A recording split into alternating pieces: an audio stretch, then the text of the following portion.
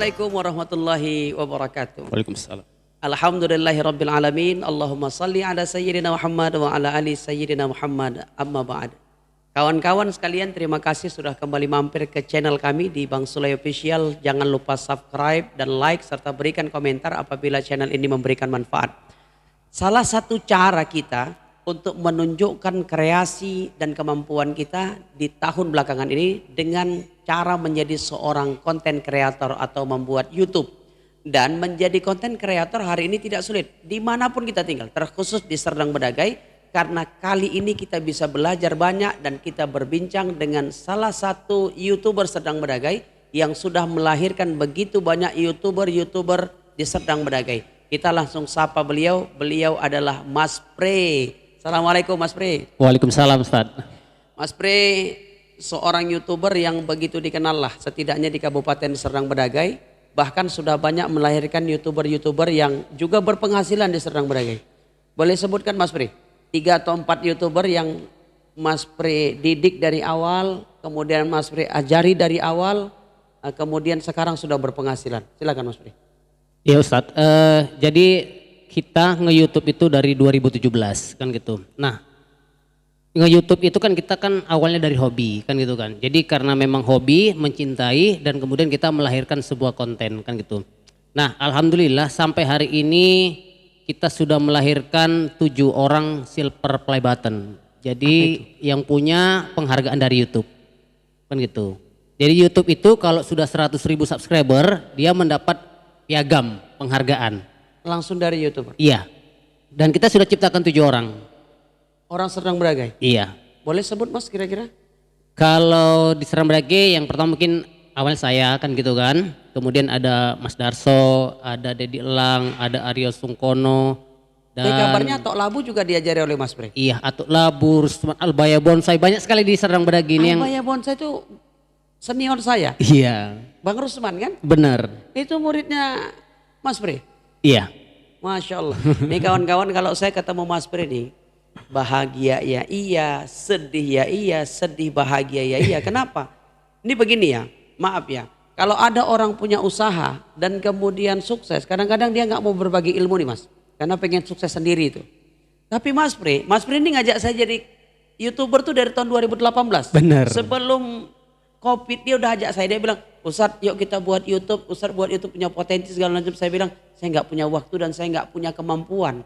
Tapi Mas Pre terus support sampai pada akhirnya 2022 baru saya jawab. Kan? Tapi Mas Pre terus membagi ilmu, bahkan datang nggak dikasih apa-apa, bagi ilmu gratis hanya untuk memberikan penghasilan kepada orang lain. Iya. Itu berarti niatnya apa sih Mas kira-kira? Ya, jadi Ustaz, saya itu sudah mungkin ratusan orang ya. Selain offline, saya juga punya murid online kan gitu. Dan di online itu juga udah ada yang 2 juta subscriber kan gitu. Jadi ada yang 1 juta subscriber, ada yang 2 juta subscriber. Nah itu saya ajari online kan gitu. Nah mungkin mereka kan karena YouTube ini punya peraturan yang ya mungkin berulang setiap tahunnya.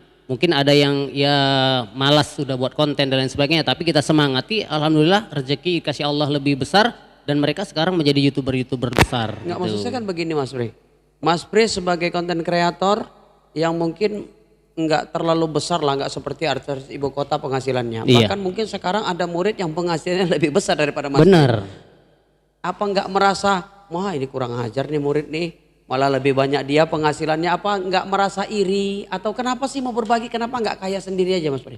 Ya enggak Ustaz, jadi memang rezeki itu kan udah diatur Allah kan gitu kan. Nah kita pertama punya channel itu ini memang niat kita, saya kalau channel ini besar saya mau bangun rumah kan gitu. Nah alhamdulillah rumahnya terbangun, channelnya nggak ada videonya gitu, jadi turun kan gitu. Jadi Allah ada kasih rumah terbangun. gitu. Oh itu bangun rumah dari hasil YouTube? Bener, dan itu dari hasil 1 video Ustaz. Iya. Dari hasil 1 video Iya. bisa buat rumah? Bener, saya dari 1 video itu dapat sekitar 140-an juta gitu. Video yang ikan-ikan itu Mas? Iya bener. Segitu mudahnya ya? Iya. Berarti Mas Pre, tapi boleh sebut boleh nggak sih? Pernah nggak penghasilan jadi YouTuber itu paling besar berapa? Atau sekarang standarnya berapa? Ya saya gaji yang paling besar itu pernah 33 juta sebulan? sebulan kan gitu. Tadi yang 140 juta mas? Nah artinya dari satu video itu kan setiap bulan gitu kan gitu. Jadi satu video itu kalau dikumpulkan itu 140-an juta gitu. Loh berarti video yang sudah kita tayangkan setahun yang lalu pun kalau itu terus ditonton itu bisa menghasilkan? Iya, menghasilkan. Oh begitu ya mas? Bener. Enak banget ya? Iya. Nah jadi memang konten kreator itu kemenangannya adalah kalau bahasa sombongnya kalau tidur pun dibayar kan gitu. Oh iya kan, tidur itu dibayar karena apa? Karena memang kita sudah memberikan tayangan bagi orang dan kemudian kalaupun video itu udah 2 tahun tapi sudah monetis kemudian ditonton orang itu tetap mengalir gitu. Tapi memang yang banyak orang takut buat buat YouTube atau menjadi konten kreator. Katanya alat-alatnya mahal mas, benar nggak mas? Enggak Ustadz. Jadi saya pertama kali ngonten itu handphone saya itu harganya 600.000 kan gitu. Dan itu juga 1,5 giga gitu. Iya, sama kayak teman-teman yang lain kan gitu.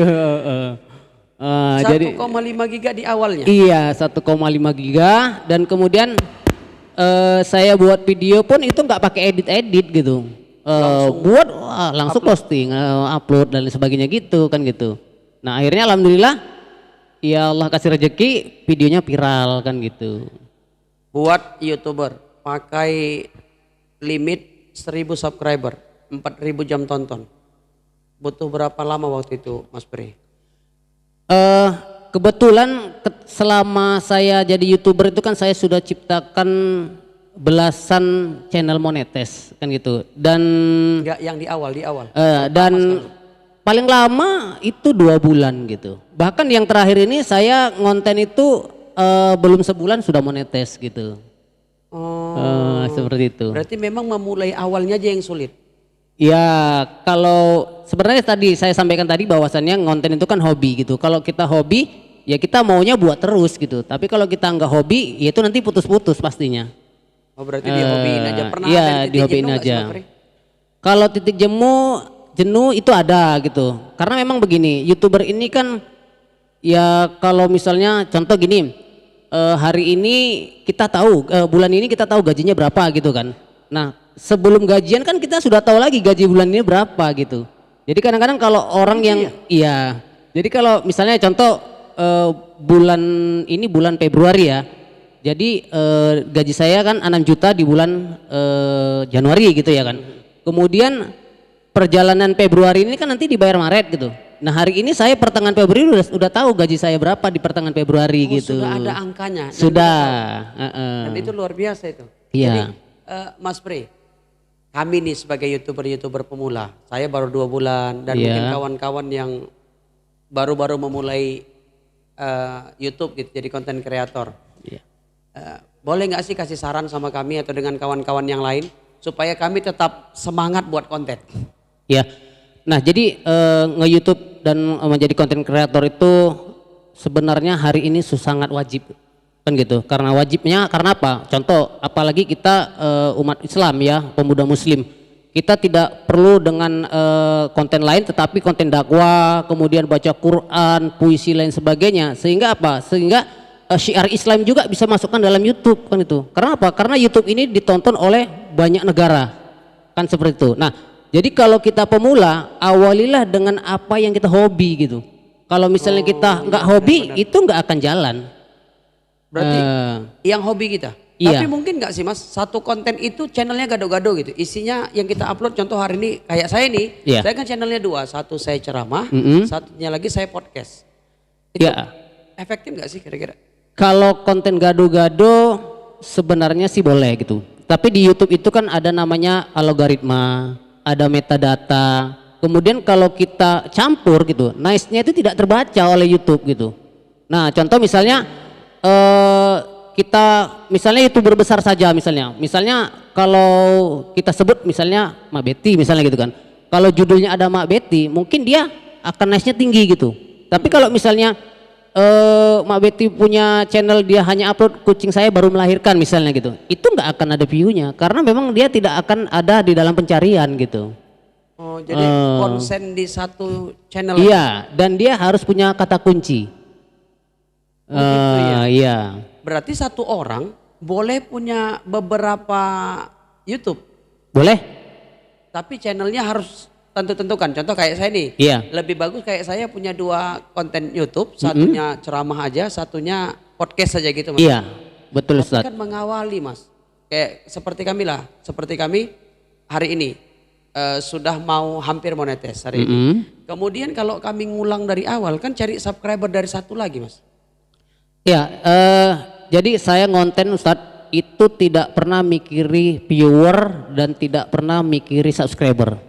Saya pikiri konten, kan gitu. Ketika saya konten buat, kemudian orang-orang melihatnya dan itu akan datang sendiri gitu. Dan itu pasti. Tapi kan kalau andai kita buat nih nggak ada subscriber kita kan nggak muncul di berandanya YouTube orang kalau lihat Mas. Ya, jadi sebenarnya gini, ketika kita pernah melihat sebuah konten orang lain, walaupun kita tidak pijit subscribernya dan lain sebagainya, itu ketika dia buka handphone lagi, itu akan keluar punya kita, kan gitu. Jadi rekom YouTube itu akan seperti itu, dia masuk ke dalam beranda kita. Nah kalau dia suka ya dia pencet subscriber, komen dan lain sebagainya, kan gitu. Tetapi memang saya dari dulu nggak pernah ngajarkan orang-orang membuat YouTube itu cari subscriber, cari viewer, enggak. Karena YouTube pernah bilang, apapun kontenmu, kami yang bekerja. Tinggal benahi kontenmu apa gitu. Itu kata YouTube. Iya. Berarti Mas Pre buat saja. Buat Gak saja. peduli mau ada yang nonton mau enggak, mau Benar. ada yang subscribe mau enggak, yang penting buat aja. Benar. Jadi sekarang Mas Pre itu punya berapa konten sih? Punya berapa YouTube? Kalau hari ini saya punya 6 channel. 6 channel. 6 channel kan gitu. Tapi kalau dari awalnya mungkin yang monetis saja sudah belasan dan dari itu channelnya sudah kita jual, kemudian kita berikan ke orang gitu juga lah kan gitu. Namanya kita berteman-teman itu kan ya punya gimana gitu ya kan rasa Ya, empati menolong dan lain sebagainya. Ya alhamdulillah teman-teman yang kita kasih channel dan sebagainya ya juga berkembang kan gitu. Iya sama, seperti yang saya bilang di awal lah. Sama kalau Mas Pri juga kan ini bolak-balik ngajari saya kawan-kawan. Bahkan saya telepon beliau tengah malam pun beliau mau angkat, coba bayangin. Kalau dipikir-pikir kan apa untungnya sama dia ya. Tapi dia saya telepon ngangkat ngasih tahu bla-bla segala macam gitu. Apa untungnya sama dia. Tapi Mas Pri itu gini, pernah mikir gak sih? Nanti kalau si Fulan diajari dia jadi terkenal, dia kaya, nggak negor aku lagi. Itu pernah mikir gitu nggak Mas Pri? Banyak Ustaz. Banyak ya. Iya banyak. Ya namanya manusia kan gitu kan. Ya dulu saya punya rumah itu kan maaf ceritanya masih ya gubuk kecil gitu kan. Dan itu sampai malam sampai pagi teman-teman ngumpul di rumah kan gitu. Ya udah ada yang jadi ya ada yang ingat ada yang lupa gitu biasa lah kan gitu kan. Nah itu kita nggak masalah. Yang penting teman-teman sudah belajar sama kita, kemudian sudah menghasilkan. Ya walaupun hasilnya kadang-kadang lebih besar dari kita kan gitu kan. Ya udah kita ikhlas saja. Karena apa Allah pasti nggak akan tukar rezeki kita. Iya, kan karena gitu. kan kadang-kadang kita mikir gini loh. Ada juga ini Mas Pri, mungkin seperti kami lah para pendakwah. Enggak semua para pendakwah loh mau mengajari generasi-generasi muda. Mereka ini takut nih jadi kompetitor pula nanti kan gitu kan. Nah, YouTuber kan gitu juga. YouTuber kan mungkin gini, nanti konten dia lebih bagus pula atau kontennya sama pula dengan konten kita tapi orang nengok konten dia kan gitu kan. Contoh tuh gini, sama-sama Ustadz buat konten belum tentu yang nontonnya sama. Abdul Somad sama Dasar Latif buat konten kan pasti yang nonton beda. Benar. Gitu. Takut punya dia nggak ketonton nih. Itu gimana Mas Pri kira-kira? Saya tadi kan katakan ke Ustadz bahwasannya YouTube itu yang punya kerja sebenarnya di dalam program dia itu kan gitu kan. Nah jadi banyak sih konten yang sama di Indonesia ini kan gitu. Tetapi banyak ya? Iya, tetapi YouTube itu akan bekerja kan gitu. Ketika memang kita bisa membuat konten kita itu mungkin ya disukai orang yang pertama. Nah kita harus ya SEO-nya kita bagus, kemudian tag-nya kita harus bagus, kemudian deskripsinya juga bagus gitu. Nah kalau itu sudah lengkap, sudah bagus, YouTube sendiri itu yang bekerja kan gitu. Jadi mau dibawa kemana oleh YouTube itu terserah. Contohnya konten saya yang viral itu bahkan dari 68 juta penonton, saya pikir itu Indonesia cuma 5 juta penontonnya. Tetapi yang Indonesia 5 juta penonton. yang 60-an juta itu India, Malaysia, Thailand ya, seperti itu. Baik, Mas Pre. Ini to the point nih. Kira-kira kalau ingin menjadi YouTuber lah, kita memulai jadi YouTuber. Hal-hal apa aja yang paling utama harus dipikirkan gitu. Contoh langkah-langkah awalnya lah. Kalian harus ini, kalian harus ini, kalian harus ini begitu. Iya, banyak sih teman-teman yang ya mungkin hanya japri, hanya kemudian DM gimana jadi YouTuber. Tapi memang saya pikir kalau memang lebih mau mendalami YouTube, ya kita juga sama-sama belajar gitu. Datang dan kita sampaikan kalau mau nge-YouTube ini pikirkan dulu konten apa yang mau dibuat. Nah, kalau sudah dapat konten apa yang mau dibuat, buatlah namanya, channelnya apa, kan gitu. Nah, jadi kalau kita kadang-kadang gini, saya mau menjadi YouTuber gitu, begitu dia buat channel, ya itu tadi campur aduk kan gitu kan. Nah itu akan berat untuk naiknya. Jadi memang seperti itu Ustaz. Kita sampaikan ke kawan-kawan. Jadi hari ini kan banyak sih konten kreator itu ya maaf ceritanya hanya nge-game kan gitu kan. Kemudian ya mungkin hobinya cari burung, ya mungkin burung terus gitu. Tapi saya pikir ya itu, pikirkan dulu apa kontennya. Kan gitu, matang-matang. Berkesinambungan enggak? Kan gitu. Kalau misalnya buat ini ternyata besok dia nggak buat lagi, sama aja kan gitu. Nah, misalnya dia hobinya tukang cari burung misalnya. Aku kan hobinya cari burung gitu. Ya udah, buat misalnya Sumatera berkicau dan lain sebagainya, misalnya seperti itu. Nah, terus. Nah, artinya apa? Itu pekerjaannya, itu hobinya, itulah yang diupload. Kan gitu. Iya. Jadi sehingga di hobinya itu dia nggak pusing-pusing, memang itu. Benar, iya. Oke, Mas. Saya ini kan penceramah kampung lah, ceramah di kampung-kampung. Mas, kalau kita minta subscriber dengan jamaah, iya. Dan kita bilang jamaah suruh nonton channel kita, itu hal yang memalukan apa biasa aja sih Mas? Kalau subscriber meminta gitu ya, subscriber itu kan ada dua kan gitu, meminta tetapi dia tidak meminta balik kan gitu. Meminta tapi nggak meminta balik. Itu yang benar. Contoh misalnya lagi ceramah nih kan gitu kan, bapak-bapak ibu-ibu subscribe ya channel saya gitu kan, mereka kan tidak punya channel kan gitu. Nah ketika mereka subscribe kan nambah ke channel kita gitu kan. Nah itu lebih baik daripada yuk saling subscriber kan gitu. Itu lebih baik daripada orang yang memang punya konten. Iya, kalau punya konten namanya sub for sub dan subscriber tuh bisa hilang kan gitu. Contohnya misalnya Ustadz saya hadir kan gitu kan. Nah entah berapa jam Ustadz datangi channel dia, oke saya sudah hadir, itu subscribernya bisa hilang. Nah itu namanya sub for sub kan gitu. Atau V2P, view memview kan gitu. Memang banyak juga sih Mas, saya lihat konten-konten kreator yang chat ke saya itu, Ustadz kami sudah subscribe dong.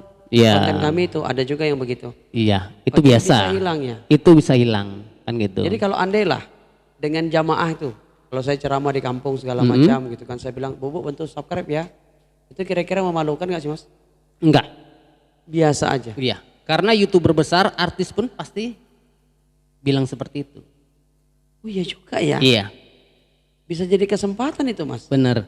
Jadi sekelas Atta Halilintar saja dengan ya 25 sampai 30 juta subscriber, dia awalnya sudah bilang jangan lupa subscribe. Kan seperti itu. Berarti kalau seperti para ustadz lah, para penceramah, berarti kan sebenarnya kalau kami minta itu cari subscriber lebih mudah Mas. Benar. Ya kan harus gitu kan? Iya. Karena kalau saya datang nih maaf nih, saya ngisi ceramah saja maulidan, mi'ratan itu yang datang 500-an 1000-an orang Mas. Iya. Sekali kalau mereka mau subscribe selesai itu, 1-2 acara selesai itu. Iya benar. Tapi kan yang dikejar ada jam tonton juga Mas. Ya, jadi kalau sebenarnya kalau orang sudah subscribe, dia pasti akan nonton. Karena apa? Karena ketika dia buka handphone lagi, itu channel kita pasti akan muncul lagi, video kita akan muncul lagi. Oh. Iya, seperti itu. Jadi menyampaikan itu tidak masalah. Enggak. Sampaikan saja dan itu bukan aib. Iya. Jadi Oke, Mas Pre, jatuh bangun menjadi konten kreator tuh biasa. Modal dikit di awal tuh biasa. Tapi kalau sudah nikmati hasilnya nagih bakalan. Iya. Ya benar Mas Pre gitu ya. Benar. Tapi banyak orang belum sampai ngasil patah semangat Mas Pre. Ya. Gimana ngatasinya Mas? Ya, jadi saya juga seperti Ustadz 2017 kan saya tuh pegang HP aja gitu. Jadi istri pun sempat marah kan gitu. Kayak gitu, biasa. Itu memang Lebih perjalanan. pegang HP daripada pegang istri ya. Iya, jadi malam HP-an aja gini macam lah. Itu biasa gitu. Kayak nggak ada kerjaan itu biasa kan gitu. Jadi ya kita bilang kita mau nge-YouTube gini macam kayak biar kayak orang-orang macam dan sebagainya. Ya nggak percaya gitu. Ya istri itu percayanya kalau sudah hasil kan gitu. Ya kan. Dan dia nggak akan percaya sama kayak teman-teman yang lain apa mungkin dari YouTube tuh ada duitnya kan gitu. Orang megang HP kok ada duitnya gitu. Jadi ya alhamdulillah 2017 sampai hari ini saya nggak ada kegiatan lain dan saya ya makannya dari AdSense gitu. Saya juga mikirnya gitu juga sih Mas. Kami dulu awalnya buat konten itu 2 bulan yang lalu saya awalnya buat itu. Memang mikirnya cuman udah bagi manfaat aja saya ceramah. Kalau andai kan ini orang undang saya begini saya nggak bisa gitu kan. Udah saya bilang udah lihat di YouTube saja saya gitu. Karena saya nulis buku juga. Tapi nggak semua orang hobi baca. Saya buat YouTube awal mulanya begitu juga nih Mas. Tapi alhamdulillah baru buat 2 bulan nih sudah hampir monetis nih. Gitu kan. Jadi kan memang kenapa nggak sekalian aja sambil nyela minum susu ya Mas ya. Iya benar. Jadi boleh-boleh aja Mas ya. Boleh. Jadi memang konsisten, komitmen dalam membuat konten itu yang utama. Ustaz. Terakhir satu lagi Mas. Bagaimana peluang para ustadz-ustadz di daerah kalau membuat konten jadi YouTuber? Peluangnya ustadz-ustadz daerah. Kalau ustadz nasional biasalah mereka sekali ceramah ribuan yang nonton. Tapi kalau ustadz-ustadz di kampung itu gimana Mas? Iya, YouTuber juga lahir bukan dari orang hebat kan gitu. Nah, ustadz juga kalau mau terkenal hari ini ya memang harus buat akun YouTube. Karena apa? YouTube itu tidak berbohong. Artinya begini, dari seluruh konten yang kita buat, yakinlah akan ada satu konten yang meledak. Itu pasti. Itu pasti. Iya. Tapi kira-kira gini Mas. Kadang-kadang kalau kita ngupload ceramahnya kita sama kita ngerekam ceramahnya orang, itu lebih baik ceramahnya Ustadz Kondang itu yang ditonton. Kira-kira bagusan yang mana Mas? Udah konsisten dengan ceramah kita aja walaupun nggak banyak yang nonton daripada ceramah Ustadz Kondang yang hadir atau ceramah mereka daripada ceramah kita gitu Mas? Iya, kalau Ustadz Kondang kan memang orang mengerti sosoknya, tahu sosoknya kan gitu. Dia serta ketika tahu sosoknya ya dia ingin tahu isinya kan seperti itu. Nah tapi kalau ya maaf kita cerita Ustadz Somad kan gitu. Ustadz Somad dari mana dia terkenal? Dia terkenal hanya ketika waktu khutbah Jumat yang menceritakan tentang Belanda. Iya, nah dari situlah dia langsung besar kan gitu kan. Nah artinya dia dulu juga bukan siapa-siapa kan gitu kan. Nah kita juga seperti itu. Misalnya Ustadz sendiri kan sudah punya background menang dai misalnya gitu kan. Kalau ini nanti makin lama subscriber makin lama, pasti nanti orang akan ketemu. Loh, ini kan Ustadz Soleh yang seperti itu. Nah, nanti orang akan cinta. Ya, jadi dilihat lagi. Karena memang subscriber itu pelanggan kan gitu. Nah, masih sedikit ya kita belum besar. Tetapi kalau nanti pelanggannya sudah mulai 1000 ke atas, itu akan terus muncak dia. Kan gitu. Memang paling susah mencari 1000 subscriber. Tapi kalau sudah 1000 nanti Ustadz akan tahu bahwa subscriber itu akan naik sendiri. Cari 1000 itu yang sulit. Iya. Tapi kita udah mau 1000 nih Mas. Ya jadi memang gini, di YouTube itu yang paling susah ya kan begini. Makanya saya pernah katakan sama kawan-kawan, menjadi YouTuber itu adalah pelajaran yang besar. Karena apa? Kalau mau cerita tentang hidup itu belajar sama YouTuber, kan gitu. Karena apa? Yang pertama dia buat akun. Kedua dia ngejar 4000 jam 1000 subscriber. Udah gitu ngejar monetes. Sudah monetes ngejar lagi viewer supaya gajinya banyak. Nah kalau sudah gajinya banyak kemudian gajinya bisa sedikit, itu nggak puas Ustaz. Nggak puas. Berarti merasa kok bisa ini sedikit. Ya ini kok bisa sedikit ini, kok apa yang kurang. Nah makanya dari situlah nanti akan belajar lagi ide-ide yang besar. Nah ya kan, supaya memang isinya lebih luar biasa lagi kan gitu. Berarti gini Mas, contoh nih Karena saya punya beberapa hobi nih Mas. Saya kasih contoh. Saya itu kan hobi sepak bola. Jadi kalau saya disuruh buat konten sepak bola, saya bisa tuh banyak tuh. Iya. Satu hari 3 video saya bisa. Gitu ya. Iya. Jadi kira-kira bisa nggak sih saya buat konten, ini saya pisahkan ini, podcast saya ini buat konten baru, podcast Ustadz Sulay. Kemudian ceramahnya Ustadz Sulay. Benar. Kemudian ini olahraga, bisa nggak Mas kira-kira? Bisa Ustadz. Saya juga hari ini kan ada 5 channel gitu. Satu konten anak-anak, ya kan. Satu tutorial, ya kan. Kemudian saya satu lagi pakai konten bukan lagi suara saya, tapi pakai suara Google. Ada juga gitu. Jadi peluangnya besar. Karena apa? Karena kalau channel kita ini kebutuhan orang, ya pasti orang akan datang, kan gitu. Nah, contohnya hari ini kita berbicara tentang dunia digital gitu. Kalau kita bahasnya dunia digital terus, ya itu nanti niche-nya tinggi, naik gitu. Jadi ya video kita pasti ketonton orang, kan seperti itu. Berarti percaya aja dengan proses. Benar. Insya Allah tidak ada hasil kerja keras yang mengkhianati hasil gitu. Benar, ya Mas ya. Berarti kan Mas Pri juga pernah mengalami fase seperti kami yang memang sulit cari subscriber, sulit cari jam tonton gitu Mas ya. Wah, kalau itu udah pasti Ustaz. Baik, semua YouTuber pasti gitu. Secara pribadi saya dan mungkin murid-murid Mas Pri yang lupa mengucapkan terima kasih sama Mas Pri, mengucapkan terima kasih, kami sudah diajari banyak hal. Sukses buat Mas Pri, sukses juga buat kami semuanya. Mudah-mudahan nanti sekali-sekali saya bisa gabung bareng-bareng konten kreator di Kabupaten Serdang Bedagai. Terima kasih Mas Pri sudah mampir ke channel kami di Bang Sulay Official. Baik kawan-kawan sekalian, demikian bincang-bincang kita dengan Mas Pri ini, sosok orang yang hebat, yang luar biasa. Anda, kalian semua yang mendengarkan podcast ini, yang ingin menjadi konten kreator, yang ingin jadi YouTuber, pengen belajar jadi YouTuber, monggo belajar sebanyak-banyaknya sama Mas Pri. Insya Allah. Dan gratis.